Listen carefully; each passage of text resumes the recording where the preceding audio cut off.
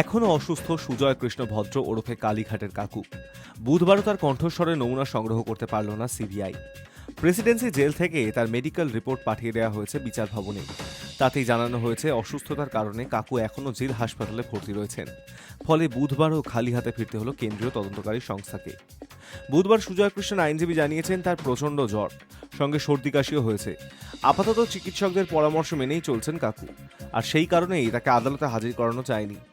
অন্যদিকে বুধবার বিচার ভবনে মেট্রোপলিটন ম্যাজিস্ট্রেটের এজলাসে সিবিআই জানিয়েছে এর আগে অন্তত 4-5 বার তার কণ্ঠস্বরের নমুনা সংগ্রহের চেষ্টা করা হয়েছে, কিন্তু প্রতিবারই সুজয় কৃষ্ণ আসেননি। যেহেতু উনি এখন হাসপাতালে ভর্তি, তাই তার কণ্ঠস্বরের নমুনা সংগ্রহ করতে এবার বিকল্প কোনো ব্যবস্থা চেয়ে আবেদন জানিয়েছে সিবিআই। কেন্দ্রীয় তদন্তকারী সংস্থার আর্জি ওকে আনার অনুমতি দেয়া হোক তাদের। এর আগে গত 29শে জানুয়ারি কাকুকে আদালতে সশরীরে হাজির করানোর কথা ছিল। সেই দিনও অসুস্থতার কারণে তাকে আদালতে হাজির করানো যায়নি। পরবর্তী তারিখ হিসেবে বুধবার যাওয়ার কথা ছিল, তাও হলো না। নিয়োগ দুর্নীতি কাণ্ডে দীর্ঘদিন ধরে জেলে রয়েছেন সুজয় কৃষ্ণ। এর আগে তার কণ্ঠস্বরের নমুনা সংগ্রহ করেছিল ইডি। এবার সিবিআইও সেই নমুনা সংগ্রহ করতে চায়। এই সংক্রান্ত আবেদন নিয়ে আদালতে দ্বারস্থ হয়েছিল তদন্তকারী সংস্থা, কিন্তু আদালত জানায় কাকুকে সশরীরে আদালতে হাজির না করালে ওই নমুনা সংগ্রহ করা যাবে না।